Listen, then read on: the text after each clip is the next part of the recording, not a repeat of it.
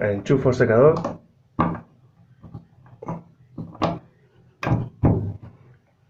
Enciendo.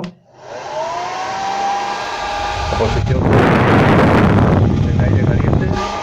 Con el aire que sale es frío.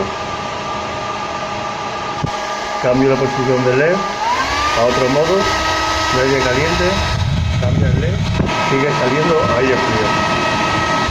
Ya lo cambio a posición de aire frío y sale frío normal. Cambio a aire caliente